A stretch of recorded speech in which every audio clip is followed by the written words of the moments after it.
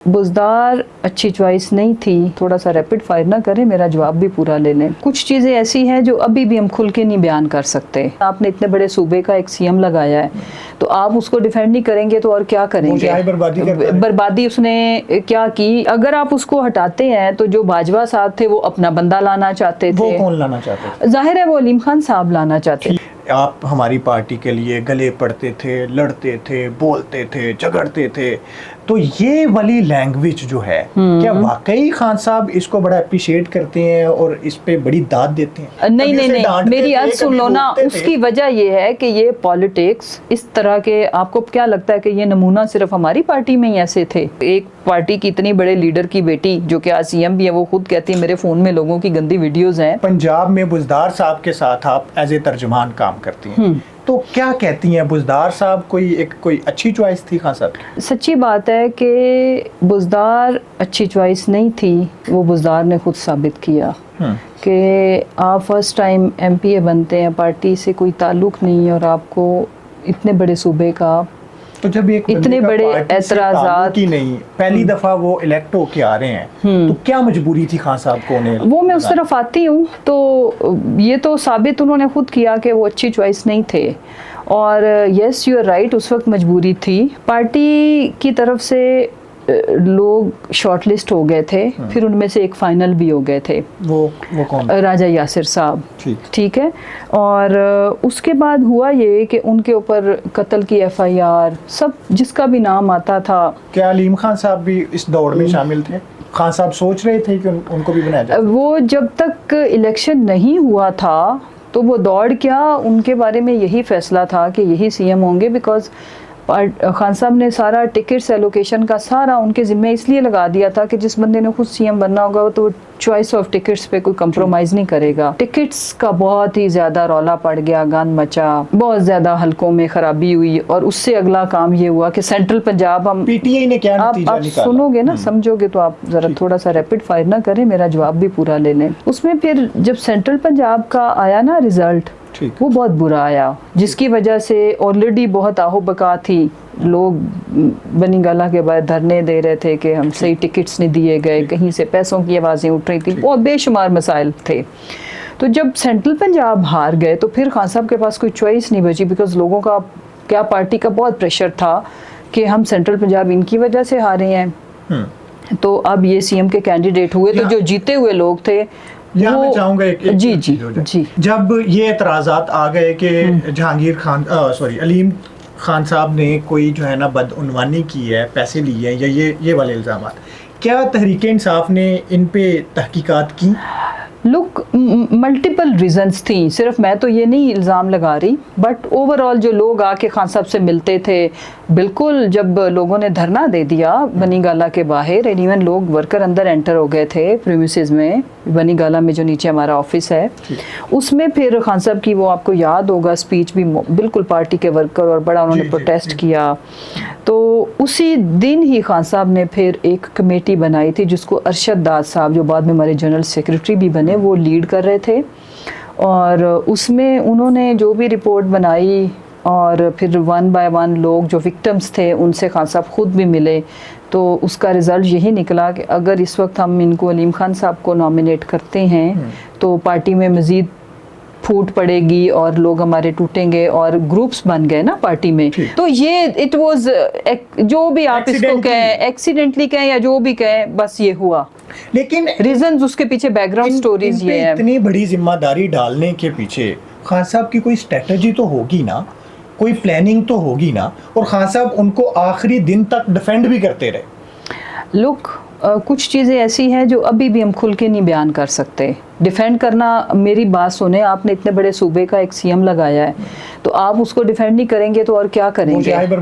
बर्बादी उसने क्या की? लुक, एक पॉलिसी होती है गवर्नमेंट, अब आपको क्या लगता है कि ये जो अभी टिकटॉक्स वाली गवर्नमेंट चल रही है, ये सारा कुछ, ये तो सिर्फ टिकटॉक्स में बिजी है ना, government affairs or something else. इस बंदे के ऊपर सब लोगों का एग्रीमेंट ही इसलिए हुआ था कि जो सीएम बनने के कैंडिडेट्स थे उनकी ये ख्वाहिश थी कि ठीक है, एक कमज़ोर आदमी है जिसका पार्टी से भी कोई वो नहीं है, जो स्ट्रॉन्ग रूट्स नहीं है, तो इसको हटा के सीएम बनना बड़ा आसान होगा।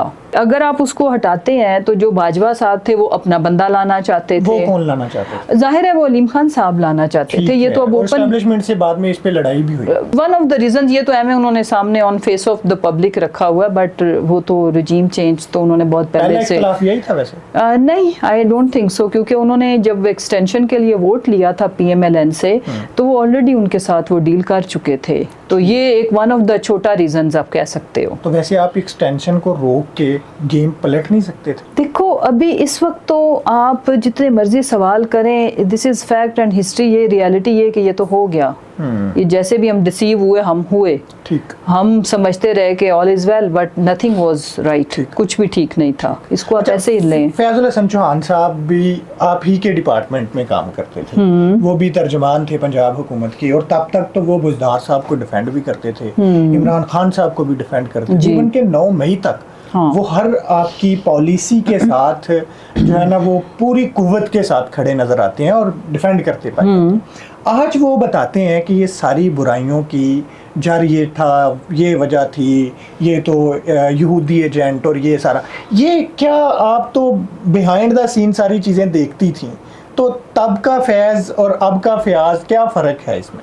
लुक, एक तो मैं किसी का नाम लेके बात नहीं करना चाहूँगी, मैं पसंद भी नहीं करती। दिस इज़ एक एब्सोल्युटली सैड एंड अनफॉर्चुनेट कि एक पार्टी जिसके साथ वो किसी की भी वाबस्तगी हो, हम सपोज कर लेते हैं वो कोई भी हो, ये सबको राइट है कि हम अपनी चॉइस जिस वक्त मर्जी हम अपनी चॉइस की पार्टी में जाएं। बिल्कुल ठीक है, राइट, बिल्कुल राइट। आप सियासत अपनी मर्जी अपनी चॉइस के प्लेटफॉर्म से करें, लेकिन कोई एथिक्स, कोई मोरालिटी, कोई चीज़ के जिनके पीछे पहले जिनको डिफेंड करने के लिए आप दूसरों के गले फाड़ फाड़ के गले पड़ रहे हो, अब्यूज़ कर रहे हो, ठीक है, और ऑल ऑफ सडन एक हादसा हो जाए उस जमात के साथ और आप उस पार्टी का टिकट लेने के लिए गेट के बाहर खड़े हों, ठीक है, और आपकी ज़िंदगी की सबसे बड़ी एफर्ट और ख्वाहिश हो कि आपको टिकट मिल जाए, और जब वो हादसा हो जाए तो उसके बाद आपका सॉफ्टवेयर अपडेट हो और आप इस तरह से, मेरा ये ख्याल था कि आप ठीक है, सबकी अपनी मजबूरियां हैं, प्रॉब्लम्स हैं, जो भी है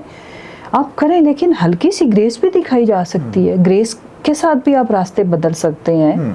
और इस तरह से कहना इट्स अफसोसनाक इतना कि मुझे समटाइम समझ नहीं आती कि ये क्या लोग हैं और लोग ऐसे कर कैसे लेते हैं। इमरान खान साहब के बारे में ये तासुर है कि वो बहुत ज़्यादा अप्रिशिएट करते हैं जो अभी जो आपने सिफात गिनवाई कि आप हमारी पार्टी के लिए गले पड़ते थे, लड़ते थे, बोलते थे, झगड़ते थे, तो ये वाली लैंग्वेज जो है क्या वाकई खान साहब इसको बड़ा अप्रिशिएट करते हैं और इस पे बड़ी दाद देते हैं? हरगिज़ नहीं। लोग, मैं तो फयाज चौहान से हमेशा ही खान साहब के हम ज़्यादा करीब हैं, मैं और मेरी फैमिली, मेरे हस्बैंड, हम मेरे पास उससे बड़े ओहदे रहे हैं हमेशा, ठीक है, वो मिनिस्टर बन गया था, उसके बाद देखें या उससे पहले अगर आप हमारी इंपॉर्टेंस देखें तो वो इससे कहीं ज़्यादा थी हमेशा से ही। हार्श लैंग्वेज शायद मेरे से भी करियर में कहीं यूज़ हुई होगी, वो वहाँ जहाँ पे एक सिचुएशन ऐसी बन जाए, लुक, एक नेचुरल एग्रेशन, गुस्सा आना एक और चीज़ है, एक सोच समझ के लफ्ज़ घर से घड़ के लाना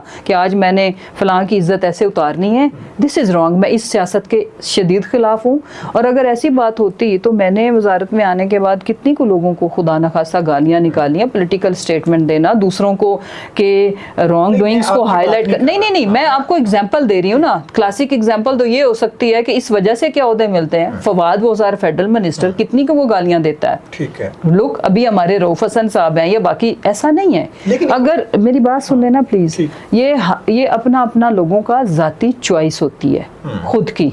मैं आपको कहना ये चाह रही हूँ कि अगर ये करके ओहदे मिलते हों तो फिर हम तो ये नहीं करते। लेकिन देखें जब ओहदा मिल जाए तो फिर देखा तो जाएगा ना कि ओहदा तो इमरान खान साहब ने दिया, और एक शख्स अगर ऐसी लैंग्वेज यूज कर रहा है तो क्या खान साहब इस पे नहीं, मेरी अर्ज सुन लो ना। उसकी वजह ये है कि ये पॉलिटिक्स इस तरह के, आपको क्या लगता है कि ये नमूना सिर्फ हमारी पार्टी में ही ऐसे थे या हैं? लुक, सियासत को गलाजत में बदलने का जो सेरा जाता है ना हिस्टोरिकली, वो PMLN को जाता है। जब आपके सपोर्टर्स होते हैं ना, इवन लोग और वर्कर्स, या जिस पार्टी से आपकी बिलोंगिंग होती है, जब टेम्परेचर इतना हाई होता है, जब आपको कोई बुरा भला कह रहा है, गालियाँ दे रहा है, तो अगर मैं एक औरत भी हूँ तो आप यकीन मानो इतना हमारे ऊपर प्रेशर आता है कि अब भाई बेइज्जती करा के लोग अपने लीडर को चाहते ही नहीं है कि वो मुंह उठा के गालियाँ खा के आ जाए। अब करेक्टर असैसिनेशन, ये जो आपने पहले इतने गंदे लफ्ज़ बोले कि जी ये एजेंट कहते हैं तो ये, और फिर लोगों की निजी ज़िंदगी, और फिर खैर हम तो उससे कहीं आगे निकल गए ना। वीडियोज़, एक पार्टी की इतनी बड़े लीडर की बेटी जो कि आज CM भी है, वो खुद कहती है मेरे फ़ोन में लोगों की गंदी वीडियोज़ हैं। सी, तो सियासत तो कहीं और ही चली गई है। तो फिर जब इतना गान हो रहा हो तो कोई किसी जमात, हमारी जमात में से भी अगर कोई कर रहा हो तो people even don't even differentiate भी नहीं करते।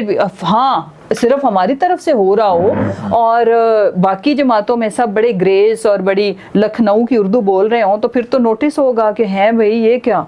when your opponent is crossing the limits, तो ठीक है, अगर एक आध इधर से हमारा भी कर रहा है तो who will notice। ठीक है, यहाँ तक बात।